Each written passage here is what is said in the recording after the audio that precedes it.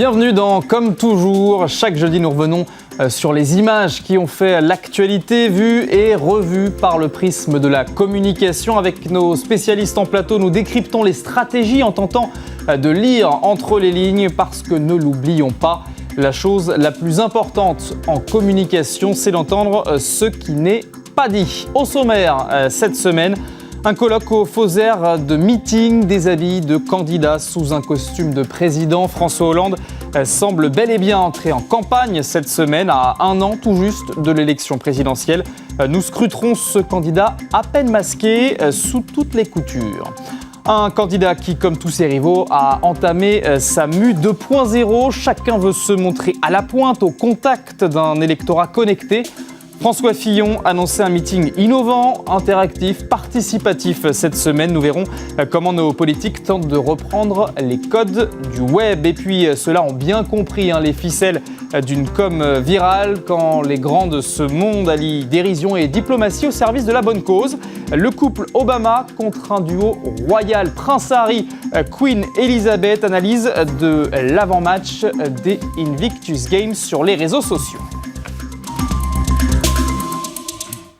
Et avec nous cette semaine, Romain Mouton, bonsoir. Bonsoir, Julie. Fondateur de l'agence RM Conseil, Anne-Claire Ruel, bonsoir. Bonsoir.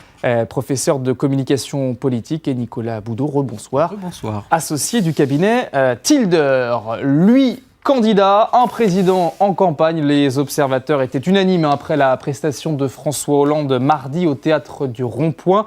Venu participer à un colloque, la gauche au pouvoir, il aurait changé de costume sur scène, troqué les ornements présidentiels pour des habits de candidat. On va analyser cela étape par étape. On va d'abord regarder ce décor, pas d'affiche, pas de slogan. On est dans un décor de colloque et pourtant on est bien, Romain Mouton, dans un meeting de campagne ici. Oui, François Hollande a lancé sa campagne cette semaine de façon assez agile et subtile en répondant à l'invitation de plusieurs cercles think tank de gauche qui sont reconnus pour travailler sur les idées. Et il a choisi un décorum assez sobre et il a joué sur tous les symboles de la gauche. Il a d'abord réuni son gouvernement, en tout cas une grande majorité de son gouvernement qui était présent, les parlementaires, les présidents de groupe. Il voulait, et son objectif en termes de communication, c'était rassembler la gauche dans un terrain neutre pas politiquement, mais un terrain neutre qui n'est pas le décorum de l'Élysée. Donc il a utilisé les codes à la fois de la culture, il était dans le théâtre de Jean-Michel Ribes, mais aussi tous les outils, les mots, la gauche, le pouvoir, on le voit d'ailleurs sur le fond, qui sont inscrits sur le fond de son écran. C'était justement un cliché qu'on voulait vous montrer, insister là-dessus, sur toutes les illustrations, photos, vidéos de ce meeting. On voit François Hollande associé à ces mots la gauche de pouvoir. Ça fait passer un message inconsciemment, Anne-Claire Ruel. Ah, bien sûr. Évidemment, vous savez, c'est Victor Hugo qui disait que en fait, le fond, c'est la forme plutôt, c'est le fond qui remonte à la surface. Et donc, d'une certaine façon, c'est quelque chose qu'on veut déclarer, il veut être absolument rattaché à la gauche. C'est son objectif. C'était EO la gauche, c'était exactement la même chose. C'est comment on s'est dit les 3%.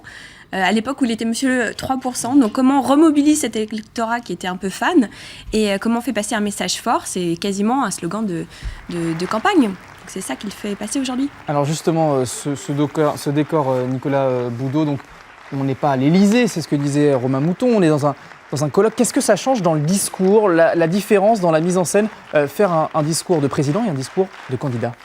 Tout simplement, ça le replace au milieu de ses amis. En effet, le théâtre de Jean-Michel Ribes, qui est un de ses soutiens dans le monde de la culture, et puis avec des think tanks qui avaient déjà participé largement à l'élaboration de son programme Terra en Nova 2012. ici, oui. Terra Nova et la Fondation Jean Jaurès. Donc, il repart en campagne en repartant de ce qui avait fait le succès en 2012. Mais là, la route va être beaucoup plus longue pour un président-candidat, un candidat-président qui s'est fait élire en disant que son ennemi, c'était la finance, qu'il allait augmenter, ça il l'a fait, drastiquement la fiscalité à l'endroit des classes moyennes ou des classes moyennes supérieures. Il part de beaucoup plus loin, ce sera beaucoup plus long et beaucoup plus difficile. Mais sa stratégie est claire, elle est lisible en communication. Il se concentre sur son cercle d'amis le plus proche pour petit à petit tenter d'essaimer dans tous les cercles de l'opinion publique. Sur son cercle d'amis et sur des mots, des symboles, on l'a dit, la gauche donc. Et cette date choisie le 3 mai, c'était les 80 ans du Front populaire. La date n'est donc pas choisie au hasard. Le président candidat s'est mis dans les pas de ses illustres prédécesseurs. On écoute François Hollande. Léon Blum le savait. Il connaissait le prix de l'exercice du pouvoir. Celle qui, au début des années 80, a restructuré les grandes industries, c'est la gauche de Pierre Mauroy. Fait le choix de l'Europe monétaire, c'est Jacques Delors. Vaincu l'inflation dans les années 90, c'est Pierre Bérégovoy. Rétabli les comptes publics et sociaux, c'est Lionel Jospin. Et sans savoir, comme le disait Jaurès, quelle récompense nous sera réservée. Vous parliez de subtilité tout à l'heure, Romain Mouton. Là, il égrène clairement les noms. Cette récupération de ces noms, ça marche en communication ? Ça marche peut-être sur son électorat, ça marche sur son public socialiste. Je doute que ça marche sur les Français. C'est une stratégie de communication classique, une stratégie de communication politique qui fait appel à l'histoire, fait appel aux grands hommes. Et François Hollande veut qu'on se rappelle de lui comme on s'est rappelé de Blum, de Jaurès, etc. Et donc il égrène les noms pour essayer de lui marquer l'histoire, pour laisser une trace. Parce que fondamentalement, ce que veut un homme politique en termes de communication, c'est laisser une trace dans l'histoire. Et François Hollande tente, se raccroche au passé pour lui aussi s'inscrire dans cette lignée, presque pour masquer une partie de son bilan. Est-ce que ça fonctionnera après auprès des Français et à une majorité de Français ? C'est une autre histoire. Et ce symbole du Front populaire, clairement, Jean Jaurès, Léon Blum, ces figures historiques du Parti socialiste, c'est pour parler directement là, à l'émotion, à la passion de l'électeur de gauche. Complètement, c'est-à-dire qu'en fait son objectif c'est remobiliser les siens, et les siens c'était la gauche initiale, d'où les think tanks, etc. Plus s'inscrire dans une lignée en convoquant justement l'histoire de ces figures historiques. Je doute que ce soit extrêmement efficace dans son cas de configuration. C'est vrai qu'un président doit marquer l'histoire. Il doit être iconique, voilà. Et il doit amener des symboles comme ça assez forts. Depuis Nicolas Sarkozy, on voit que ces symboles iconiques ne sont plus là, en fait. Chirac avait le Quai Branly, Mitterrand avait sa pyramide, il y avait des choses qui avaient un peu marqué l'histoire, et là on s'aperçoit qu'on est dans une nouvelle forme de présidentialité qui ne convoque plus ces symboles-là. Et il y a une stratégie de communication assez claire aussi qui se dessine depuis la semaine dernière, la défense du bilan et ce qu'on a appelé la semaine dernière, dans Comme toujours, vous étiez là Nicolas Boudot, la positive attitude, délivrer un message optimiste. On va écouter le chef de l'État dans ses habits de candidat. Donc. Dans quel pays d'Europe y a-t-il eu autant de progrès qui ont été réalisés depuis 4 ans ? Dans quel pays d'Europe la protection sociale a-t-elle été à ce point élargie ? Dans quel pays d'Europe il a été possible d'accorder de nouveaux droits alors qu'il était demandé des efforts pour que les comptes publics puissent être restaurés ? Ah là, ce message optimiste qui frôle la méthode Coué, Nicolas Boudot. Oui, ça la dépasse complètement la méthode Coué, parce que là, on a presque envie de lui répondre. Beaucoup de pays d'Europe, l'Espagne, l'Italie, l'Angleterre, bon, peu importe. Il est devant ses soutiens les plus fervents.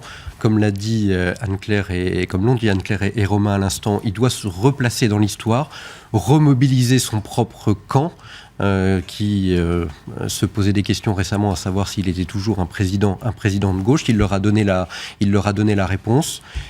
Il rentre clairement en campagne, ou en tout cas il fait un pas de plus vers la campagne, parce que ça fait un petit moment quand même que ici même on raconte l'avancée de François Hollande pas à pas, step by step vers l'entrée en campagne. Là on voit qu'il se met directement et clairement sur un chemin qui est approximativement le même que celui de 2012. On verra si il peut faire stop ou encore et rejouer la même technique. Ça avait marché une fois, pourquoi pas deux. Et on reste dans la campagne en partant cette fois sur les réseaux sociaux.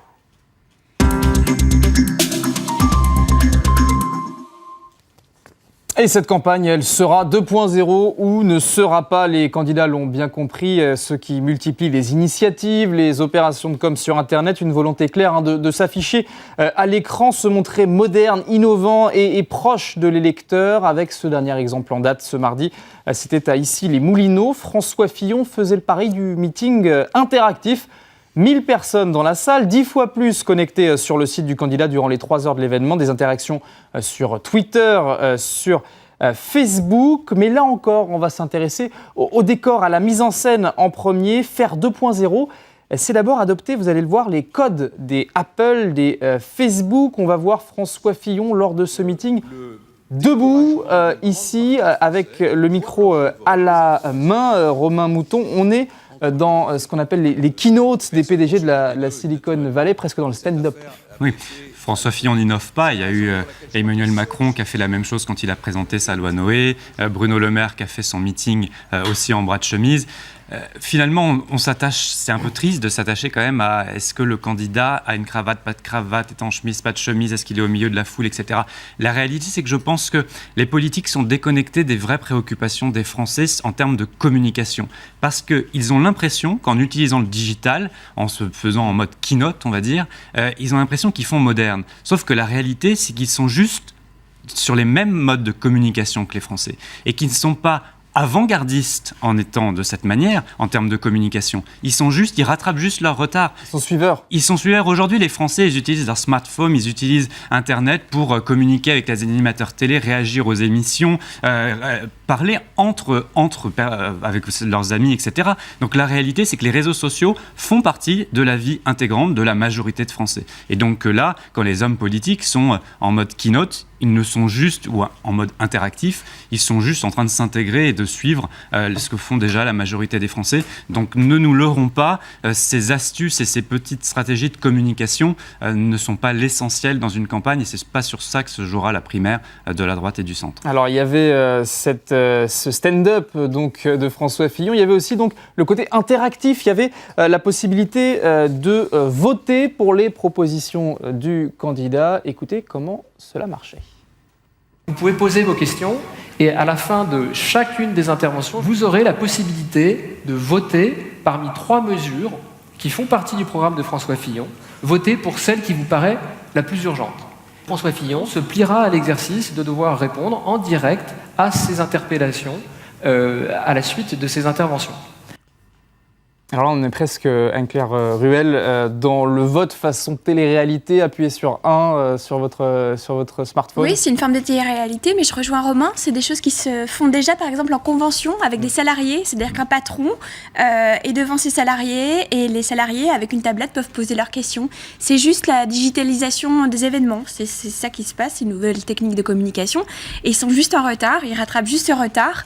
C'est un petit peu factice parce que vous vous doutez que 6000 personnes sympathisants venus pour voter, on se doute un petit peu de l'issue du vote, donc c'est un petit peu quelque chose d'illusoire. C'est juste que les politiques viennent de comprendre qu'en fait, une communication descendante et un peu infantilisante, c'est fini et qu'il faut se mettre à une forme d'interaction, mais ils le font encore mal. Ils le font sans interaction, justement, avec des choses un peu préconçues, donc il faut développer un peu tout ça. Et c'est la démocratie participative, celle qu'on a vue lancer notamment par Ségolène Royal en France, c'était déjà il y a 9 ans, mais on a vu aussi Nicolas Sarkozy le faire. Alors il n'y avait pas le prisme d'Internet à ce moment-là, mais en 2014, par exemple, ici, il avait lancé ces meetings de démocratie participative, cet échange avec les Français. Rien de nouveau ici, Nicolas Boudot. Non, rien de nouveau, et je trouve ça même un peu dangereux pour notre démocratie, parce que l'idée de télé-réalité qui prend le pas sur nos modes de vie, Mazarine Pinjot en a parlé dans une interview cette semaine, et je suis assez d'accord avec elle sur le fait que les codes de la télé-réalité sont en train d'envahir notre monde, et y compris notre monde politique. Et justement, je crois qu'à contrario de la démocratie participative, les Français attendent, peut-être pour la primaire, mais plus vraisemblablement encore pour l'élection de l'année prochaine, un homme ou une femme politique qui arrive avec des convictions fortes et qui ne recule pas sur ses convictions en fonction de ce que l'opinion publique pourra dire à un moment donné. Je pense que véritablement on est à un tournant démocratique et que les Français attendent véritablement des hommes et des femmes politiques des convictions assénées, claires, quelques-unes, mais sur lesquelles personne ne puisse déroger. Et là, le fait d'avoir une sorte de vision un peu de télé-réalité ou participative, ça remet en cause les convictions que l'homme ou la femme politique pourrait donner ou avoir à ses militants ou à ses sympathisants ou aux électeurs de façon plus générale. Et d'ailleurs, le fond a été assez peu commenté. On a surtout parlé de la forme de ce meeting parmi les observateurs. Le lendemain, Paris Match notamment a dit qu'il a inventé le meeting participatif interactif. Petite révolution en matière de communication politique. D'autres ont souligné qu'il cassait les codes du meeting politique. Quelque chose me dit que vous n'avez pas forcément partagé ces avis, Romain Mouton. Chaque journaliste est libre en fonction de ses différentes proximités d'afficher ses convictions et de juger. La réalité, c'est qu'il y a une vraie différence dans la communication de François Fillon. D'ailleurs, il a fait appel à 2 communicantes, que sont Anne Méot, qui, d'après Le Monde, est à plein temps sur la communication de François Fillon, Myriam Lévy, qui était sa communicante à Matignon. Donc oui, il y a un changement clair, et c'est tellement transparent que donc, tout le monde sait que François Fillon a changé sa communication, qui s'est staffé sur le sujet. Est-ce que du coup ça va changer quelque chose ? Je doute que les gens qui votent à la primaire soient sensibles au fait que la communication de François Fillon change. François Fillon, on peut lui reconnaître d'avoir été transgressif sur certaines idées. Il a travaillé depuis de nombreux mois sur les idées. Et en termes de communication politique, il n'a pas réussi à cranter. Il est en campagne depuis des mois et il n'avait pas réussi à percé dans les sondages. Il s'est fait dépasser par Bruno Le Maire, il est le 4e homme désormais. Donc en termes de communication, il a fait appel à 2 papesses de la communication à Paris. Est-ce que cela va fonctionner, résultat, à la fin de l'année ? Et on l'a compris, on reste quand même dans des recettes assez traditionnelles. On voulait vous montrer une sorte de contre-exemple de ceux qui réussissent peut-être à récupérer les codes d'Internet. C'est l'équipe du ministre de la Ville, de la Jeunesse et des Sports, l'équipe de Patrick Caner. Regardez, on a dû vérifier que c'était bien son équipe qui faisait ce Tumblr. Ça s'appelle le vrai ministère des Sports. Là, on est dans la dérision, on est clairement dans la récupération des codes d'Internet. Ça peut faire marcher, passer des messages, ça peut réussir, ou c'est juste pour soigner l'image, Anne-Claire Ruel ? Alors, c'était déjà un super coup de com'. Il a sorti ce Tumblr dans la torpeur de l'été, le 15 août l'année dernière. Et c'était le timing parfait, parce qu'en septembre, on reprend l'activité, etc. Donc, les journalistes se sont emparés de ça tout de suite pour en parler. Et pourquoi ? Parce qu'en fait, le ministère, c'est de la jeunesse et des sports et de la ville. C'est à peu près une exposition médiatique d'une éclipse en Papouasie, si vous voulez. Il y a très peu de chances d'être hyper médiatique. Donc, et lui-même, les journalistes ont encore du mal à écrire son nom de famille. Donc, ça lui met un peu le feu des projecteurs sur lui, et ça lui permet, dans un second temps, de communiquer de manière beaucoup plus sereine et déployer un discours. Donc c'est une bonne stratégie. Ça montre aussi qu'il est capable d'autodérision. Ça a été porté par son équipe, qui est une équipe assez jeune et qui montre justement par là les codes un peu de la pop culture, le fait aussi d'être sensible à cette logique un peu Internet, décalée, etc. Donc c'est une bonne stratégie de communication, oui. Et tout de suite, on va continuer à voir ce qui montre l'exemple sur les réseaux sociaux, ces dirigeants qui maîtrisent la com virale.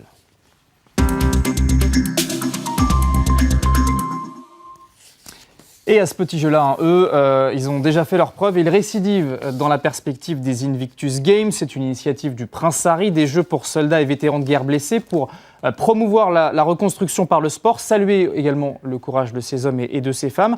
Une compétition qui peut en cacher une autre, on va le voir, celle des grands de ce monde qui défendent leur délégation. C'est le couple Obama, des habitués évidemment, qui ouvrait les hostilités avec ce tweet le 29 avril dernier, la semaine dernière, en interpellant Kensington Royal, c'est la maison de Buckingham, la famille Windsor. Vous êtes prêts pour les Invictus Games ? C'est parti, et cette vidéo assez courte. Hey, Prince Harry, remember when you told us to bring it at the Invictus Games? Careful what you wish for. Là, on est clairement dans le style Obama, Nicolas Boudot. Oui, on est dans le style Obama, il peut se le permettre, ça reste très américain, hein. Je ne suis pas certain que ce type de message ou de méthode puisse fonctionner en France. Ce qu'il y a de super, c'est que le prince Harry avec la reine Elisabeth vont répondre. Et puis il y a toujours ce geste issu du rap avec le micro qui tombe, qui va devenir un peu la marque de fabrique de la dernière année ou des derniers mois d'Obama, puisque c'est un geste viral qui est repris partout, par tout le monde. C'est pas mal. On l'a vu dans des films américains type Very Bad Trip. Des acteurs l'ont repris. Là, le président des États-Unis, c'est le geste à la mode. Je suis certain que dans les cours de récréation, ce sera le prochain jeu à la mode. Bon exercice de communication pour une œuvre humanitaire et caritative. Si c'était pour un message politique, on peut être certain que le président des États-Unis aurait utilisé un autre moyen de communication. Et on va voir, vous en parliez, la réponse de la famille royale. C'est at Kensington Palace qui répond donc. Malheureusement pour vous, je n'étais pas seul quand vous m'avez envoyé cette vidéo. C'est signé d'un H, vous le voyez, H pour Harry. Et regardez avec qui il était. It's quite close, isn't it? Oh, message? Oh, from Michelle. How very amusing. So we like to watch it together? Yes. Let's have a look. Hey, Prince Harry. Remember when you told us to bring it at the Invictus Games? Careful what you wish for. Oh, really? Please. Boom. Alors là, c'est acteur studio, là, messieurs. Là. Messieurs, dames, comment vous réagissez? C'est réussi, ça, ce duo de joyeux humoristes? Elisabeth est la reine de la com.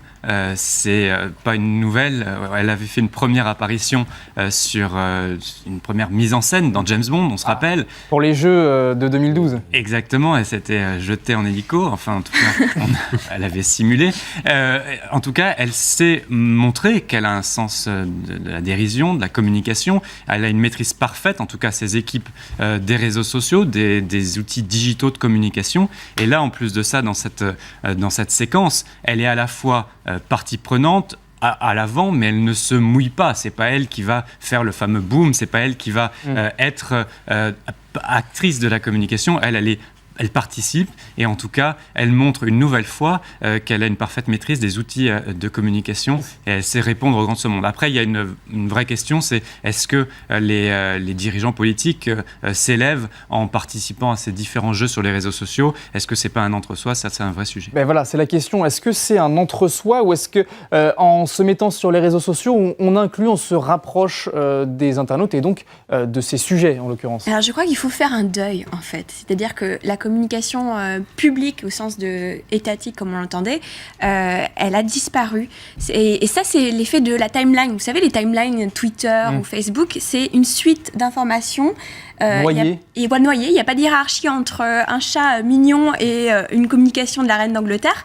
Et donc je pense qu'en fait les Obama comme finalement la reine d'Angleterre se sont mis à cette forme de communication pour intéresser l'internaute, pour que le message porte en fait. Après il faut savoir doser, on l'a dit, c'est-à-dire que ça c'est dans un champ caritatif et donc c'est ça qui est important. Mais ce qu'il faut retenir, je pense, c'est que en fait cette communication un peu descendante est noyée au sein d'une information beaucoup plus importante. Elle n'a plus l'attention qu'elle avait avant et donc c'est une bataille pour l'attention médiatique justement. Et comment on ressort de tout ça? En essayant de faire une communication intéressante au sens de l'internaute. Et donc peut-être jouer sur ces codes un peu décalés. Et on va terminer avec cette dernière vidéo du Canada qui s'invite à la fête, qui veut participer aussi et peut-être profiter de ce buzz. C'est son médiatique Premier ministre Justin Trudeau qui tweet à son tour et qui s'adresse à POTUS, le président des États-Unis, sa première dame, et à la famille royale. Vous nous cherchez, le Canada est prêt pour Invictus Orlando. On regarde. Hey, salut! Je pensais montrer à nos amis américains et au Royaume-Uni comment le Canada s'y prend. Alors, Votre Majesté, Prince Harry, Président et Madame Obama, voici ce que le Canada fait.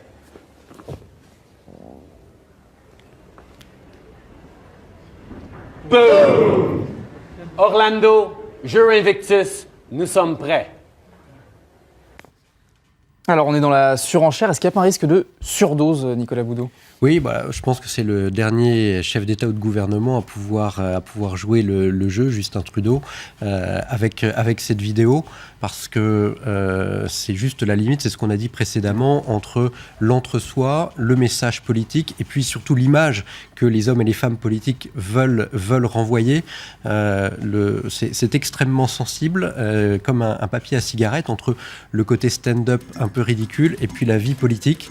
J'espère que le prochain président de la République en France n'est ni Norman fait des vidéos, ni Gad Elmaleh, mais un des hommes et des femmes politiques professionnels. On est juste à la limite. Et on a du mal à quand même envisager un homme politique français se prêter totalement à ce jeu. Merci beaucoup d'avoir décrypté avec nous ce soir. C'est la fin de Comme toujours et de la Newsroom. Restez avec nous dans un instant sur LCI. C'est un nouveau journal.